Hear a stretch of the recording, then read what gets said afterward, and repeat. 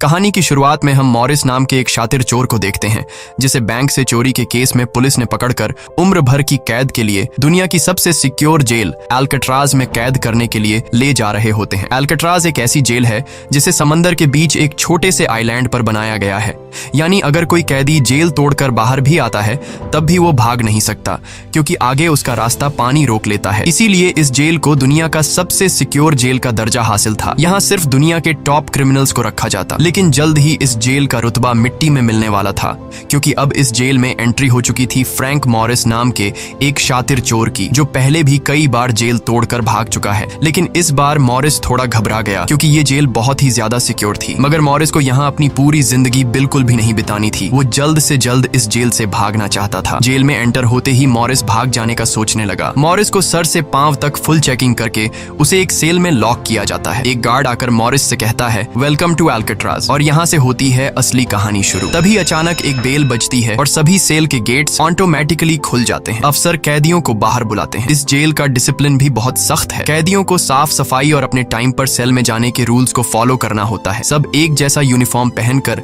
Line में breakfast खाने आ जाते हैं। मॉरिस के सामने लिटमस नाम का एक कैदी होता है। मॉरिस पूछता है कि मुझे तो कांटा ही नहीं मिला, अब मैं नूडल्स कैसे खाऊंगा। लिटमस उसे कहता है, अबे ये तेरा घर नहीं है, जो तुझे मिला है उसे चुपचाप खा ले। तभी वुल्फ नाम का एक खतरनाक कैदी मॉरिस को चिढ़ाने लग जाता है। वुल्फ से जेल में हर एक कैदी तंग था। वो यहाँ हर एक कैदी पर अपनी मनमानी चलाता था और उस पर बलात्कार के ढेर सारे केस भी हैं। इस जेल में एक से बढ़कर एक खतरनाक कैदी रखे जाते हैं। यहाँ लिटमस मॉरिस से थोड़ा खाना मांगता है और इस दौरान मॉरिस उसे अपनी प्लेट दे देता है। जब मॉरिस टेबल के नीचे से देखता है तो उसे पता चलता है कि लिटमस खुद खाना नहीं खा रहा बल्कि वो चूहे को दे रहा है। रात को एक गार्ड मॉरिस को वार्डन के पास लेके जाता है। जब मॉरिस वार्डन के ऑफिस में पहुंचता है तो वार्डन मॉरिस से कहता है कि मैं जानता हूं कि तुम बहुत ही शार्प माइंड हो और बहुत इंटेलिजेंट भी हो, लेकिन वो सब यहाँ किस काम का, क्योंकि तुम्हारे जैसे यहाँ कितने आए और गए पर यहाँ से कोई बच नहीं पाया। यहाँ कैदी बहुत ही स्ट्रिक्ट रूल्स फॉलो करते हैं। 2 महीने में एक बार ही कोई तुमसे मिलने आ सकता है और वो भी तब अगर मेरा मूड अच्छा हो। वार्डन बहुत ही सख्त इंसान है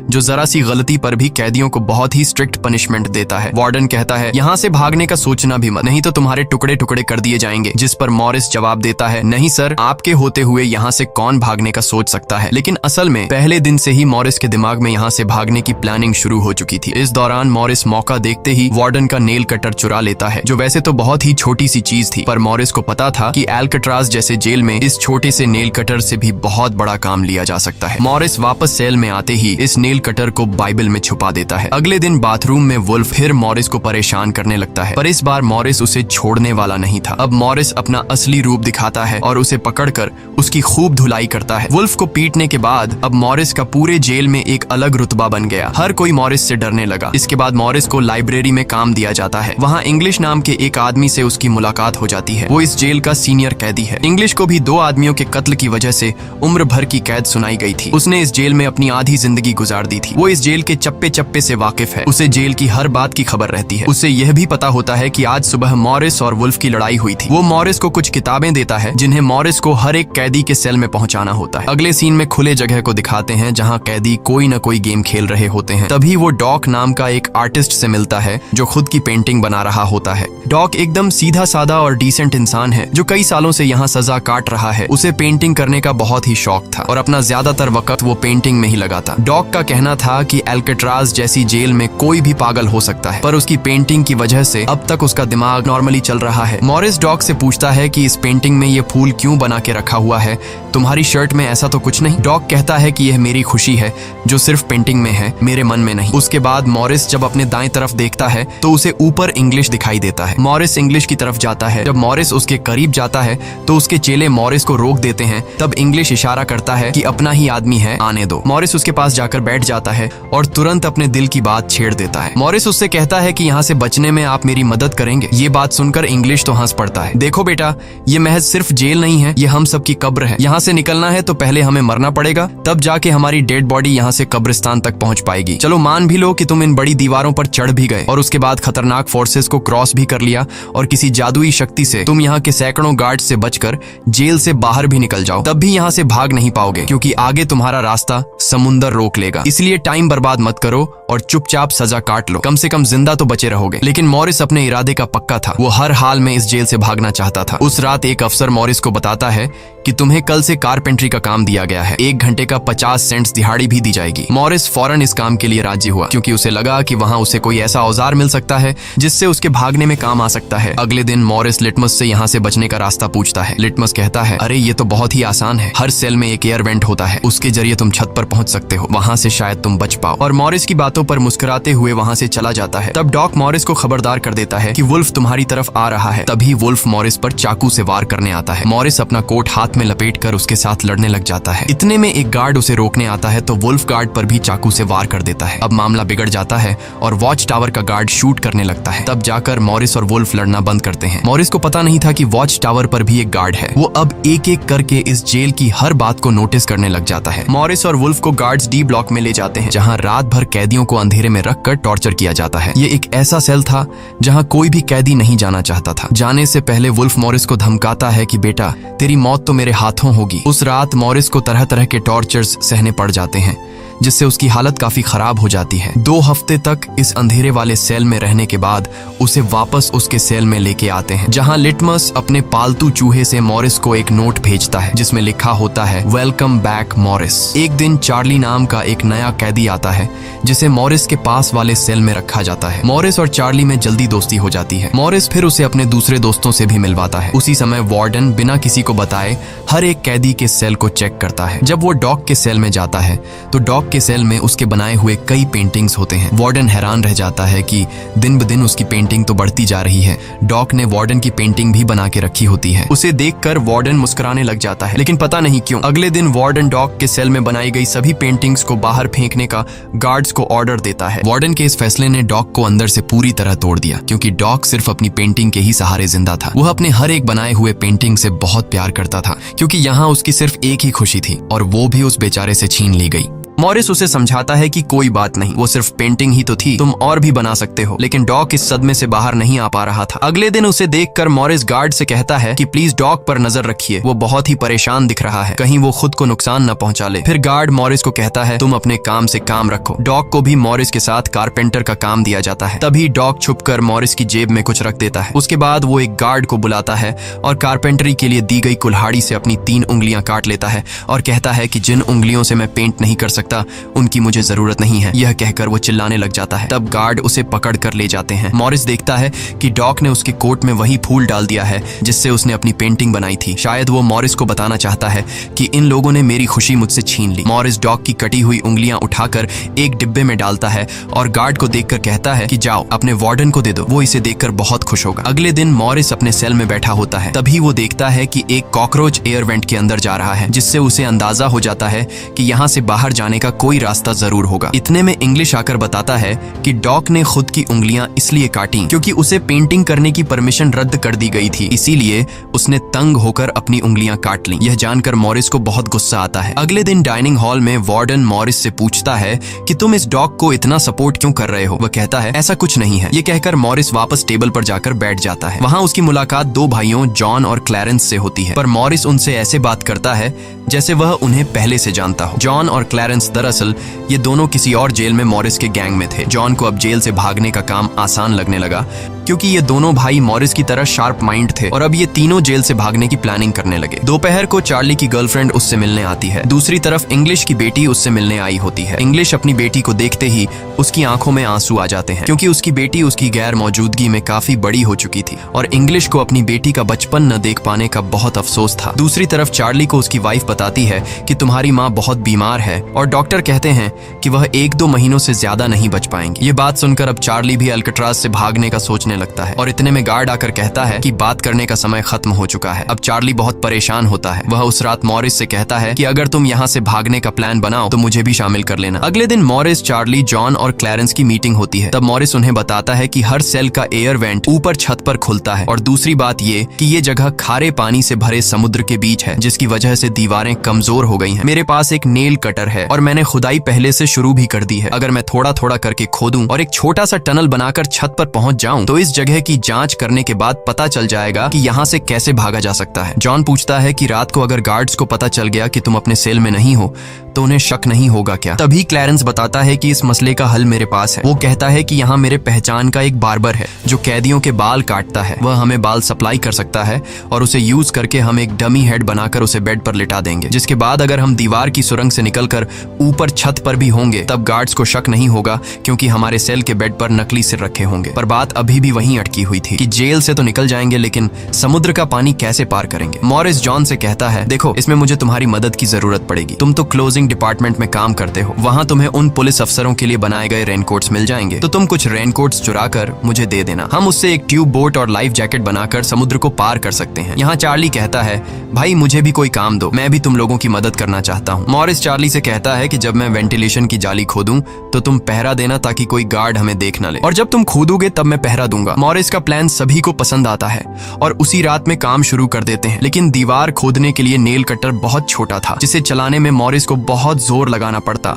और मॉरिस को दीवार खोदने में काफी मुश्किल हो रही थी। उसके हाथ में कहीं छोटे भी आई, लेकिन वो धीरे धीरे उस होल को खोदने लगता है। अगले दिन वो खाने के टेबल पर अपने दोस्तों से कहता है कि मुझे खुदाई के लिए एक बड़े औजार की जरूरत है, नेल कटर से दीवार खुरेदना बहुत मुश्किल हो रहा है। तभी मॉरिस ने अपने हाथ में चम्मच को देखते हुए उसके दिमाग में एक आइडिया आया। वो जानबूझकर चम्मच को अपने जूते पर घिसकर उसे गंदा कर देता है। उसके बाद मॉरिस ने गार्ड को बुलाया और कहा कि ये चम्मच गंदा है, मुझे दूसरा चम्मच दो। बाकी लोगों ने भी गार्ड से उनका चम्मच बदलने की रिक्वेस्ट की। गार्ड को इसमें कोई गड़बड़ नहीं लगी और उसने फौरन चम्मच बदलने की इजाजत दे दी, जिसके बाद वह सीधा टेबल की तरफ बढ़ता है जहां एक और सिक्योरिटी गार्ड सीट पर बैठा होता है। पर जैसे ही वह टेबल पर रखे हुए चम्मच बदलने लगता है तो जॉन ने वहां मौजूद गार्ड को बातों में उलझा लिया, जिसका फायदा उठाते हुए मॉरिस ने एक के बजाय 2 चम्मच उठा लिए और एक को जेब में छुपाकर रख दिया, जिसके बाद वह सीधा अपने सेल में चला जाता है।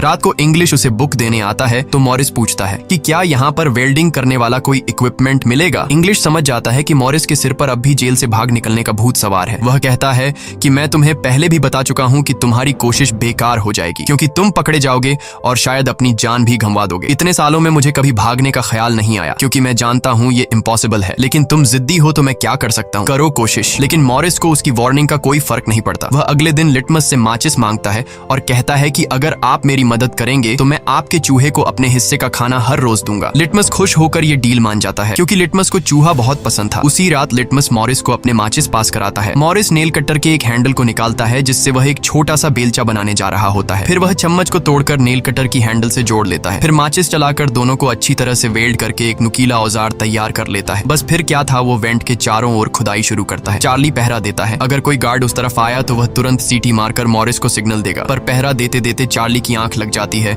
और तभी वहां पर एक गार्ड आता है। पर खुशकिस्मती से ऐन वक्त पर इंग्लिश ने बीच में आकर उस गार्ड का ध्यान भटकाया और दूसरी तरफ इंग्लिश की बातचीत सुनते हुए चार्ली की भी आंख खुल गई, लेकिन टेंशन में वह सीटी भी नहीं मार पाता। जिसके बाद वह कोई चीज गिरा देता है तो मॉरिस उसका इशारा समझकर वेंट को कवर करके बेड पर लेट जाता है। गार्ड पूछता है कि यहाँ कुछ जलने की स्मेल आ रही है। मॉरिस कहता है, सर आपके रहते मजाल है कि कोई स्मोक करेगा, मुझे तो कोई बू नहीं आ रही है। उस गार्ड को भी ठंडक पहुंचती कि चलो कोई तो मेरी कदर करता है। उसके जाते ही मॉरिस वेंट के चारों ओर कंक्रीट निकाल देता है, लेकिन वो देखता है कि वेंटिलेशन जाली के साथ पेच भी घुसे गए हैं, जिसे काटने के लिए कोई शार्प औजार लगेगा। इस दौरान मॉरिस को जब भी बाहर जाने का मौका मिलता तब वह ग्रिल से निकली हुई सीमेंट को चुपचाप बाहर गिरा देता। अगले दिन कारपेंटर का काम करते हुए वह एक मेटल उठा लेता है जो चाकू की तरह शार्प है, लेकिन चार्ली उसे कहता है कि मेटल डिटेक्टर से बचकर तुम्हें इसे बाहर कैसे लेके जाओगे। मॉरिस बहुत ही कॉन्फिडेंस से कहता है कि वो सब मैं देख लूंगा। जब मॉरिस बाहर जाता है तो दरवाजे पर मेटल डिटेक्टर बजने लगता है। दरअसल मॉरिस मेटल को हाथ में उठा लाया था। गार्ड पूछता है कि ये क्यों लेके जा रहे हो? मॉरिस कहता है, सर वो मैंने सोचा कि कपड़े टांगने के लिए इसे यूज करूंगा। गार्ड कहता है, ज्यादा होशियार मत बनो और वो मुझे दे दो। ये कहकर गार्ड वो मेटल उससे ले लेता है और मॉरिस को पूरी तरह चेक करके जाने देता है, लेकिन अपना हीरो तो हीरो है। दरअसल उसने 2 मेटल चुराए थे, एक हाथ में लाया था और दूसरा शूज में छुपा के रखा हुआ था। उस शार्प मेटल से वह ग्रिल को काट लेता है। अब बारी आती है गार्ड्स को चकमा देने के लिए नकली सिर बनाने का, जिसके लिए ये चारों अपनी जिम्मेदारी का काम करते हैं। चार्ली गार्ड से थोड़ा पेंट मंगवाता है। वो गार्ड से कहता है कि मुझे आर्ट बनाने का शौक है। गार्ड भी इनकार नहीं करता और पेंट उसको ला कर दे देता है। मॉरिस उस होल से निकाले गए कंक्रीट को पीसकर एक पाउडर बनाता है। जॉन नाई की दुकान से बाल इकट्ठा करके लाता है और क्लैरेंस लाइब्रेरी से पुरानी किताबें इकट्ठा कर लेता है। सारा सामान इकट्ठा होने के बाद मॉरिस पानी और पुराने मैगजीन का इस्तेमाल करके एक डमी सिर बनाने लगता है, जिसके ऊपर पेंट और नकली बाल लगाकर बिल्कुल रियल दिखने वाला एक नकली सिर तैयार कर लेता है। साथ ही साथ मॉरिस ने अपने प्लान को और मजबूत करने के लिए नकली कार्डबोर्ड बनाए जिससे कोई शक नहीं कर पाएगा कि सामने की दीवार में किसी ने सुरंग बनाई है। एक रात मॉरिस ने अकेले ही ऊपर जाने का फैसला किया, जिसके लिए उसने अपनी बनाई गई नकली खोपड़ी को बेड पर रखा और उसे गर्दन तक कंबल से ढक लिया, जिसके बाद वह नकली कार्डबोर्ड लेकर सुरंग से बाहर निकल आता है। वहां मॉरिस पाइप्स को पकड़कर धीरे धीरे ऊपर छत पर चढ़ जाता है। दूसरी तरफ चार्ली बाहर पहरा दे रहा होता है। छत पर पहुंचने के बाद मॉरिस देखता है कि वहां ऊपर एक लोहे का ग्रिल है जिस तक वह कूद कर भी नहीं पहुंच पाता। इसी बीच एक गार्ड आता है और चार्ली से पूछता है कि इतनी देर रात तक तुम पेंट क्यों कर रहे हो और तुम्हारा दोस्त मॉरिस आज इतनी जल्दी क्यों सो गया। चार्ली कहता है कि जी सर, आज मॉरिस कारपेंट्री का काम करते हुए थक गया था, इसलिए वह जल्दी सो गया। तभी अचानक गार्ड के हाथ से उसकी लाठी नीचे गिर जाती है। उसे उठाते हुए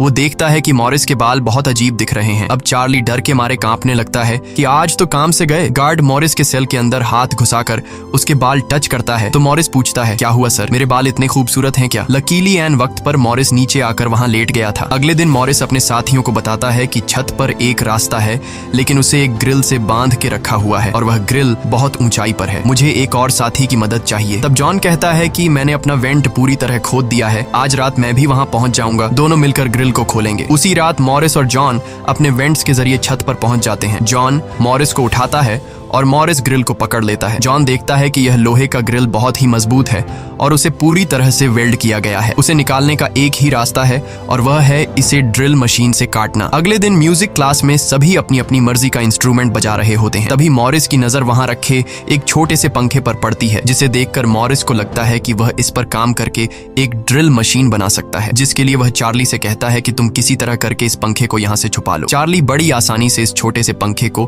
अपने इंस्ट्रूमेंट बॉक्स में छुपाकर रख देता है। जब चार्ली बाहर आता है तो गार्ड्स उसके इंस्ट्रूमेंट बॉक्स को चेक भी करते हैं, लेकिन उन्हें पंखा नहीं नजर आता और चार्ली को जाने दिया जाता है। वह पंखा जैसे ही मॉरिस के हाथ लगता है तो मॉरिस उस पर काम करना शुरू कर देता है और कई घंटों बाद मॉरिस उस पंखे से एक ड्रिल मशीन तैयार कर लेता है। उस रात मॉरिस और चार्ली छत पर चढ़कर उस लोहे की रोड को ड्रिल मशीन से काटने लग जाते हैं। ड्रिल मशीन की आवाज काफी तेज थी, जो कि ड्रिल की आवाज को सुनकर गार्ड्स ऊपर आने लगते हैं, लेकिन तब तक मॉरिस ग्रिल का एक रोड काट देता है और ड्रिलिंग की आवाज बंद हो जाती है। ड्रिल की आवाज बंद होने के बाद गार्ड उसे नजरअंदाज करके वापस चला जाता है। अब इन चारों ने भागने के लिए अपने सभी रास्ते खोल दिए थे, जिसके बाद वह मंगलवार की रात को दुनिया की सबसे सिक्योर जेल एल्केट्राज से भागने वाले थे, जिससे आज तक कोई भी नहीं भाग पाया था। अगले दिन फिर उनकी मीटिंग होती है और वह भी मूवी हॉल में, जहां सब मूवी देख रहे होते हैं। मूवी की आवाज के बीच मॉरिस जॉन और क्लैरेंस से पूछता है कि क्या तुम्हारा वेंट तैयार हुआ है और उन रेनकोट्स का क्या हुआ जिससे हम ट्यूब बोट्स और लाइफ जैकेट्स बनाने वाले थे। वह बताते हैं कि सब तैयार है, हमारा डमी सिर भी एकदम रेडी है, बस बच निकलने की देरी है। अगली सुबह नाश्ते के दौरान मॉरिस ने डॉग की दिए हुए फूल को टेबल पर रखा। वार्डन ने जब इस फूल को देखा तो वार्डर उनकी टेबल पर आकर वहां रखे हुए फूल को मसल देता है। ये देखकर लिटमस को बहुत गुस्सा आता है, क्योंकि ये फूल डॉग का फेवरेट था और डॉग मर चुका था। लिटमस तो गुस्से में उस पर हमला करता है कि एक तो तुमने डॉग को मार दिया और दूसरी तरफ तुम उसकी दी गई एक छोटी सी निशानी को भी नहीं छोड़ रहे हो। लेकिन जैसे ही वह वार्डन पर हमला करता है, उसे अचानक हार्ट अटैक आ जाता है और वह नीचे गिर पड़ता है। मॉरिस को वार्डन पर बहुत गुस्सा आता है और चारों उसी रात बच निकलने का फैसला करते हैं। मॉरिस आधी रात का इंतजार कर रहा होता है ताकि गार्ड्स का पहरा जरा कमजोर हो जाए तो हम आसानी से बच निकल पाएंगे। तभी मॉरिस के सेल में इंग्लिश उसे कुछ बुक्स देता है तो मॉरिस कहता है कि आखिरी बार तुमसे हाथ मिलाना चाहता हूँ। इंग्लिश समझ जाता है कि मॉरिस ने यहाँ से बचने का पक्का प्लान बना लिया है। वह चुपचाप यहाँ से चला जाता है, लेकिन फिर जो होता है वह मॉरिस ने बिल्कुल भी नहीं सोचा था। वार्डन अचानक उसके सेल को चेक करने आता है, जैसे वार्डन को किसी ने उसके प्लान के बारे में बता दिया हो। मॉरिस बहुत ज्यादा घबरा जाता है, क्योंकि इतने महीनों की मेहनत के बाद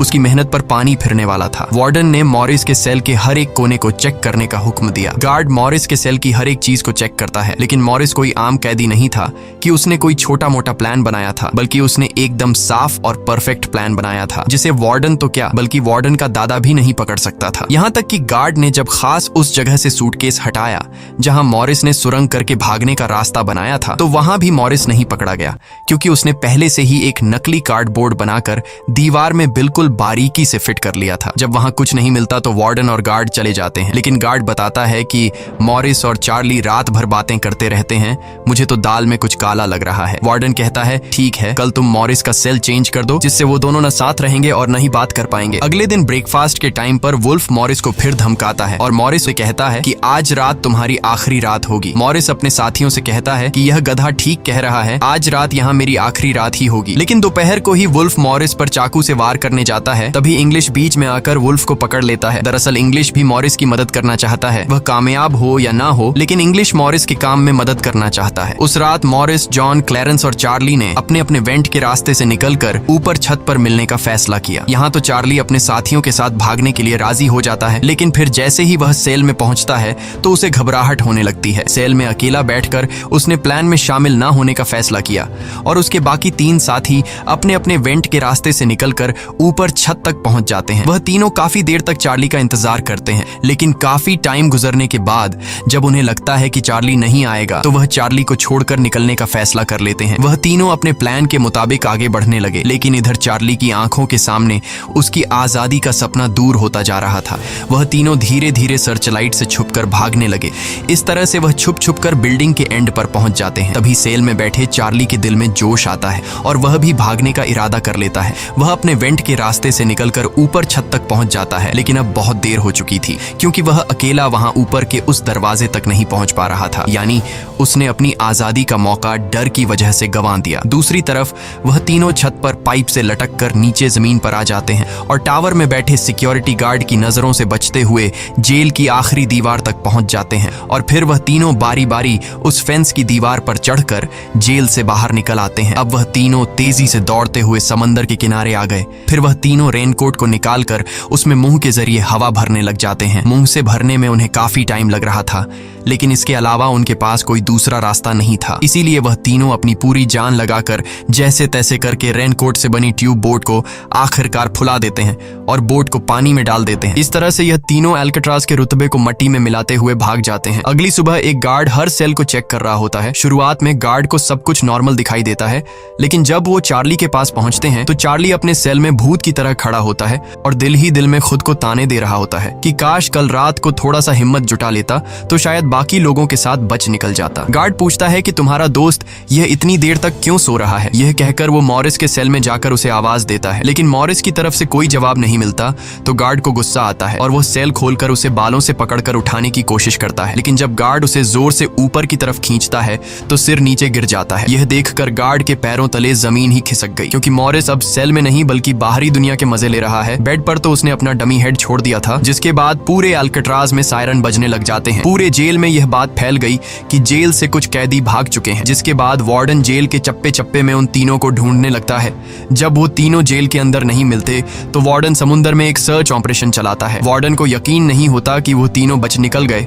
उसे लगता है कि जरूर तीनों पानी में मरे होंगे, पर अंदर ही अंदर वार्डन जानता था कि वो तीनों बहुत ही स्ट्रांग थे। उन तीनों ने समुद्र के पानी को पार करके अब आजादी का सांस ले रहे होंगे। वार्डन से हेडक्वार्टर के अफसर सवाल पे सवाल उठा रहे होते हैं, तुम क्या सो रहे थे जब वो तीनों बच निकले। वार्डन बहुत ही टेंशन में होता है, लेकिन तभी वहां पर वार्डन को डॉग का वही फेवरेट फूल मिलता है।